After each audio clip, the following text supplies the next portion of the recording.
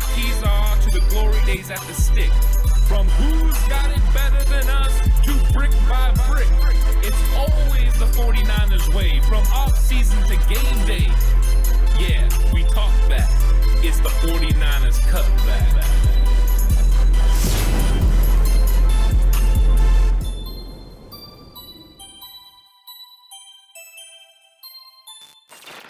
It's 49ers Cutback Podcast time. Welcome to the show. It's time to talk about under the radar impact players for the San Francisco 49ers. Man, impact players, Anta, and ones that are under the radar. So that's right. No George Kittles, no Fred Warners, Nope. No Trey Lances, no Deebo Samuels, possibly no Brandon Ayuk's, probably not going to be Charvarius Ward if we're being fair and honest, because you did pick him to be your X factor. I mean, right. There's that. And then Nick Bosa's of the world, probably not there. So the familiar names, get them out of your head. Get them out of here. They're not getting discussed on this episode. No, we're going under the radar. And right now would be the time for you, Cutback Crew, to let us know who you think they're going to be in the comment section down below right this second.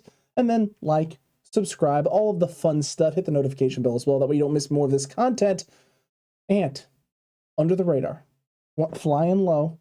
No one's, it hasn't been picked up yet. No one's thinking it. No one's saying it. But maybe you are. Who is that guy? Who is the under the radar impact player for you? Yeah, I've kind of started floating this on Twitter a little bit. I went ahead and told Jay in the Bay as well. I think it's going to be Kamoko Toure. Kamoko Toure is the guy that I think is under the radar but could make a huge impact on this team.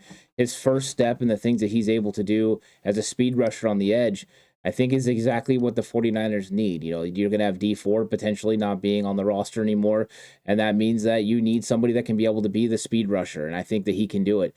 Kamoko Toure is a developmental guy. He's been in the league for 4 years, and he's still working on his skills, but now he's got Chris Kasarik, and Chris Kasarik is one of those guys that turns a player that is doing, pretty good or marginal into somebody that's being extraordinary and going out and getting a decent contract out there in the NFL. And I think Kamoko Toure's ability to be able to bend the corner off the edge is something the 49ers miss at times. That's something that D Ford gave this team that they haven't got at the same level since 2019.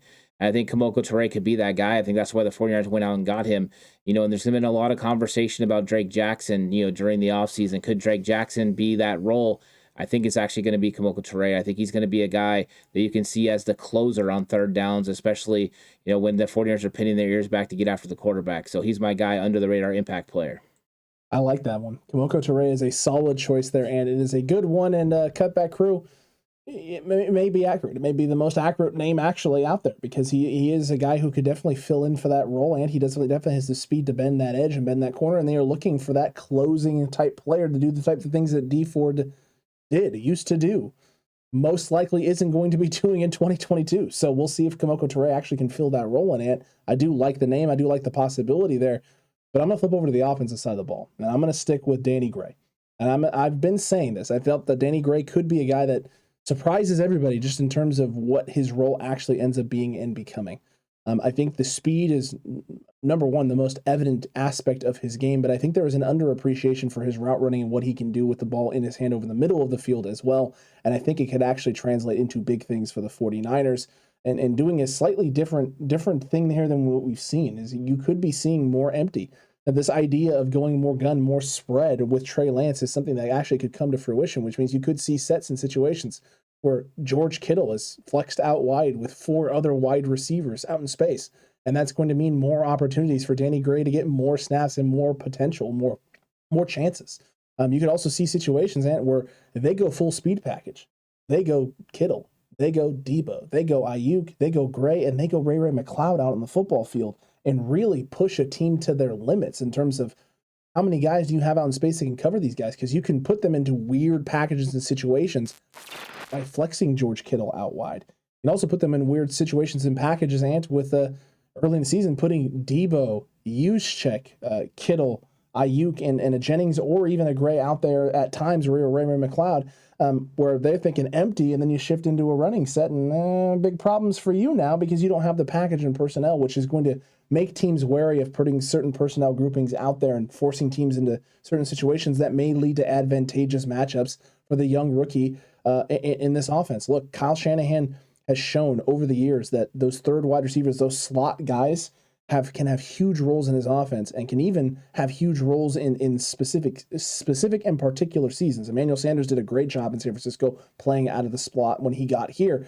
But if you go back to his time in Atlanta, Taylor Gabriel's only massive season in terms of production was that year with Kyle Shanahan, that Super Bowl run, in which he had a phenomenal breakout season. Yeah, you're right. I think it could be Danny Gray. Danny Gray has a lot of potential. And I mean, the conversation has always been, right, take the top off the defense, but he's so much more than that. There's a lot of things that he's going to be able to do in this offense. And I think him being able to run after the catch is another avenue which Kyle Shanahan can use him. And we know that's what he likes about all his receivers. So I think that's a great selection of Danny Gray, because I do think he unlocks some things about this 49ers offense that I think a lot of people have been waiting to get unlocked, because he's going to open up this middle of this field. If Trey can be able to execute to the players that already do very well in that area, they're going to have some big time plays. And that's why another one of my impact players, I almost said cutback players. I mean, basically is at this point, right? We're putting our names to these guys. Yeah, that would have been accurate as well. So I'm going to go ahead and go with Ray McLeod. So the running mate of Danny Gray, I'm going to go with him because I think he can add some big time things to this offense. I mean, that's one of the things we talked about, right? Adding Jakeem Grant or adding somebody like that. It ended up being Ray. And Ray's a player that has a lot of versatility. He can do a lot of different things. And Kyle Shanahan likes those kind of positionless players. And his ability also, and where he could make the most impact, is on special teams. He's going to be able to return punts, return kicks, secure the football for the 49ers, hopefully, because we know that he does struggle with that at sometimes. But if he can get that done, I like the situations he can be put in. And I think Kyle Shanahan has a specific role for him that he's been wanting to use for one of these kind of players. I think he sort of envisioned it, for different guys, whether that was, Trent Taylor or even, players like Brandon Ayuk. I think he saw them being able to fit this role, but now he's finally got the guy that's perfect to do it in Ray McLeod. And I think that he's going to also take some of the snaps away from JaMychal Hasty on third down. Like you said, bring in extra receivers. Ray McLeod can line up in the backfield. He can start in the backfield, go to the slot, and then make a play on a safety or a linebacker, which is a mismatch. So I'm excited about this potential, and I think Ray could add something big to this team. So I like what the 49ers did on offense, adding to the 3 wide receivers they had with 2 potential impact players, Danny Gray that you mentioned, and now Ray McLeod. I like that a lot, and I think both guys have the opportunity to do something really special with this wide receiver group and make life hard on Jawan Jennings as well. Now, granted, Jawan Jennings can do something that neither one of them is going to be able to do, which is block really well, which is going to give him more opportunities to be on the football field than either of those two gentlemen, because he is one of the best run-blocking wide receivers in all of football. So you're that, on top of the continued development as a route runner and creating separation, is going to leave and carve a huge role for Jawan Jennings, not only in this offense, but in the league, no matter where he is going to end up being if San Francisco and him cannot get a long-term deal worked out. And that means the other 2 guys that you brought in, Ray and Danny Gray, need to start showing that there's something they can add to this room as well, because their role may have to increase in the future if you cannot sign Jawan Jennings to a longer-term deal, or someone's willing to pay him outrageous sums of money if he puts together the year that we all think he can put together. I'm going to shift back to the defense for my last guy. And this was hard. This is a really hard selection to make, because there's so many names and so many different ways that you can actually go about picking these under-the-radar players in terms of what their role is going to be. How are they going to go about actually attacking? How are they going to go about being used?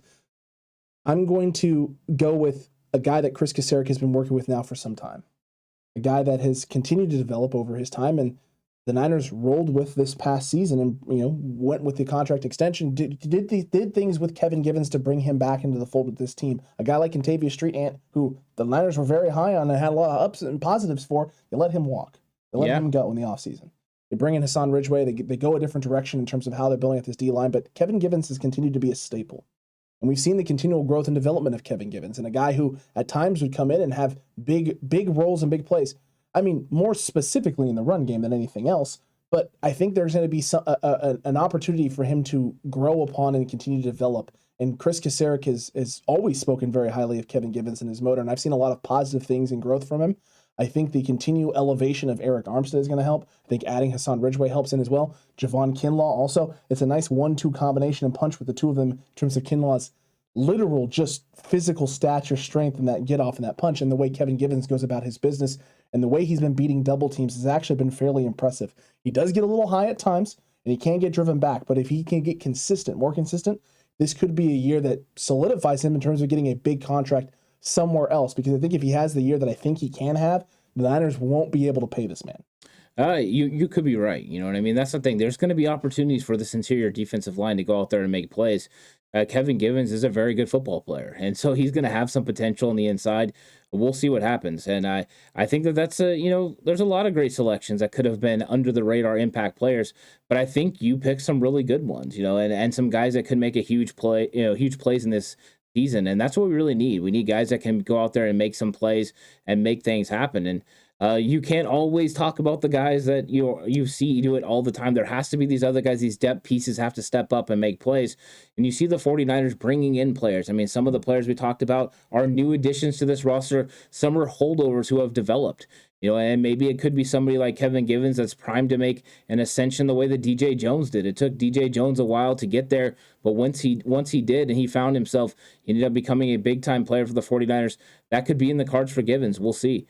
And Danny Gray is just one of those special players. So I think you did a really good job picking your players. And I think that there's a lot of under-the-radar impact players that we could still talk about that are going to make, not just impact on the offense and defense, but special teams as well. Maybe we can hit up one of those videos down the road. Absolutely, yeah, because there is a handful of names that could have huge impacts on the special teams and really change the way the special teams team functions. In a shocking turn of events, they didn't do too great last year up until the very end towards the playoffs, the back end of the playoffs. They addressed it in a big way, and maybe we do need to hit on those. And if you think we should, let us know in the comment section down below right now, right this instant, and let us know what you thought. Did we miss on these? Should I have gone a different guy, a different name on the front? Hassan Ridgeway would have been a better choice than Kevin Gibbons. Alex, how could you do Huff this way, guys? Let us know in the comment section down below. We want to have this conversation with you. I'm not sure Huff is an under-the-radar player anymore. I would agree with you on that. The amount of pub that he gets, he's getting a lot of love, and I think that Hufanga is definitely not under the radar anymore. I mean, I would have loved to have talked about Jawan Jennings, but I don't feel like he's under the radar anymore. He's definitely getting a lot of cred, and well-deserved. He's definitely popping up all over. Both guys are popping up all over the radar. Yeah, they are. They're all over the radar. So, you're not under the radar if you're on the radar. They're just not like Debo Samuel huge on the radar where it's like, oh my God, there he is. It's not that. They're like, I'm pretty sure that's Jawan Jennings right there. Yeah, they're definitely bandits on the radar, MIGs. I think that there's a lot of great players, and I think there's going to be some fun conversations. I'm looking forward to the special teams one as well. These are just 4 players that we feel are under the radar that could make an impact on the San Francisco 49ers in 2022. I know we want to have a conversation, so let us know what you think, and make sure that you like the video as well. Subscribe if you haven't already. Check out the additional content over on Patreon. Become a channel member here on YouTube as well. Both are great ways. Patreon, the best way to support the channel and help us continue to pump out this great content. Yeah, exactly. And there's a lot of cool content over there. So if you haven't, went over and checked it out, go check it out. There's some good stuff, whether it's the content that's come before or the new content that's been out right now. If you want to laugh, check out Big Yikes or Hit or Miss. Those are going to be times that you can just sit back, have a good time. If you want to reminisce, go watch a 49ers Cutback in Time where we talk about old games and old situations in 49ers history. Those are good as well. There's a lot of good stuff over there. And if you just want to go completely offsides, check out Slightly Offsides with me and Horse. You're not going to want to miss any of that content. So if you enjoy what we do, check out our Patreon. I think you'll like it. You are going to enjoy it, and no better channel on YouTube to give you more original content off of YouTube as well as on YouTube. So hitting it both ways there. Make sure you check all of it out. And until the next one, Cutback Crew and the faithful, stay safe. And remember, the right way is always the 49ers way.